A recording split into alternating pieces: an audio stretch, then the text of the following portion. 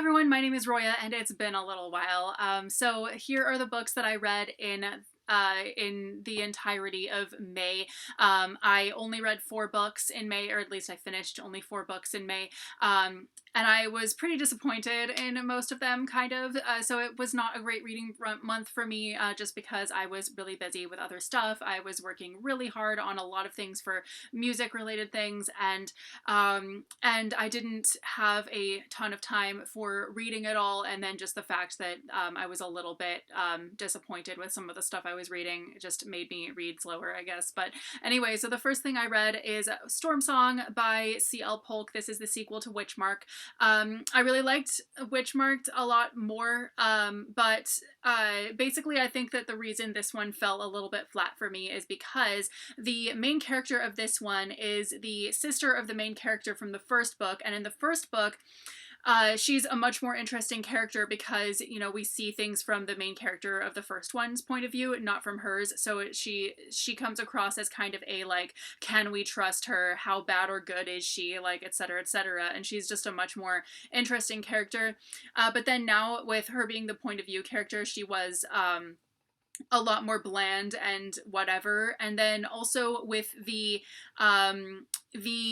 queer romance being such a big part of the first book, and then there's a queer romance in this book, but it's a really small part of it, and it like doesn't come into play until at least halfway through the book. I was kind of like, wait, like, where is all the, you know, and there wasn't really as much conflict in this one either, so it was really just kind of slow, and like it was still really good. I really liked it, but it was just a lot slower than the first one, and after reading the first one and then reading this one right away, I was kind of like, where's the stuff that I liked about the first one? But anyway, still really good. I still really liked it. Definitely recommend the series. Theft of Swords by Michael J. Sullivan. This is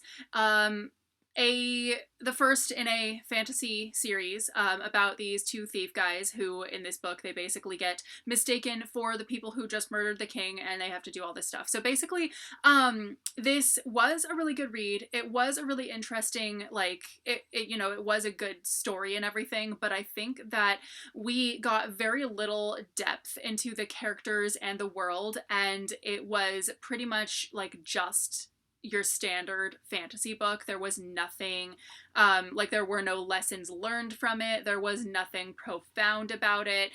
I certainly don't expect every book I read to teach me something. Reading is supposed to be fun, but it was just the complete and utter lack of anything, like any kind of statement made by this book at all. Or any, like, there was no depth to it at all. And then also the fact that this is a really long book, but it basically could have been divided into 2. Like halfway through, there really was a clear ending of the story arc. But then it kept going. Polaris Rising, this is actually very similar. Like, my thoughts on it are fairly similar to Theft of Swords. This is a space opera following a space princess and an outlaw, and basically a large part of the story thrives on their romantic relationship, which was honestly the flattest part of the book. There was no actual, like, chemistry between them. It was just purely sexual attraction only. So we didn't get the love part. We only got the sex part. And without the love part, I mean, in my opinion, without the love part being evident in there, the sex part is totally meaningless. And so the fact that this book really tried to sell us on these two people are meant for each other, they love each other, purely on the basis of sexual attraction, I was kind of like, wait, like, where is the reason that they even are sexually attracted to each other? It doesn't make any sense to me. So overall, like, not bad. There was some good conflict in there. There was some good action. There was some, like, you know, badass, you know, space piratey stuff going on. Like, it was, you know, it was really good. But overall, character depth and just depth to the relationships between the characters, and especially the romantic relationship between the 2 main characters, was really flat, practically not there, and just how romance based this was. Like, this is full of sex and and like I said, sex is meaningless without us having any understanding about why these characters even love each other. Finally, since I was so disappointed in a lot of what I read this month, I decided to read something that I knew at the very least would not disappoint, and that is Alice's Adventures in Wonderland and Through the Looking Glass by Lewis Carroll. So this was a really good book. It was a pretty quick read too. I really liked it. Obviously, we all know the story. A girl goes into a rabbit hole and then later she goes into a mirror just cause. Also really fascinating how, you know, influential this book is, because I mean this was written back in 1860 something, I don't know, and at that time I think a lot of books were still very for lack of a better word, reality based, and so along comes this guy with this. Also is really interesting to me reading this whole thing straight through, seeing how different it actually is in a lot of ways from the Alice in Wonderland adaptations that we're used to. So basically the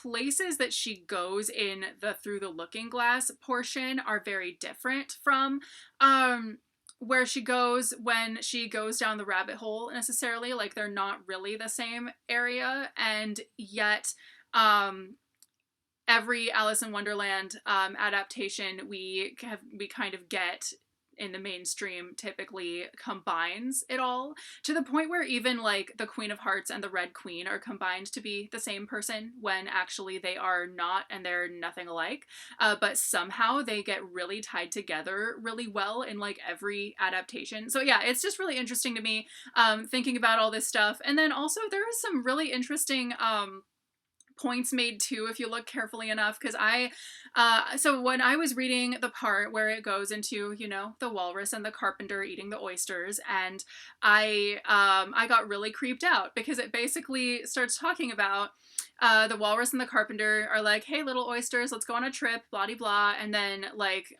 later, and then they're like, hey oysters, where'd you go? And then oops, there's no answer because they ate all of them. And so I started thinking like, what why did the oysters not start leaving when they realized that their siblings are getting eaten? Did they all just like stand there? Like what happened? And then I realized like we all do that. We all just stand there while people, you know, do awful things. And so it just really creeped me out. Definitely made me think about a lot of things. But anyway, so overall, definitely really liked this book. I think this was my favorite read of the month by far, just because I was so disappointed in everything I read earlier, and then this ended up being a really good read. So this is what I read in the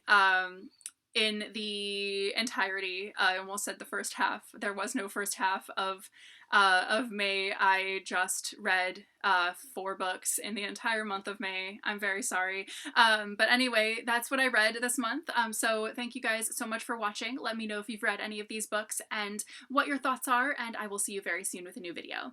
Bye!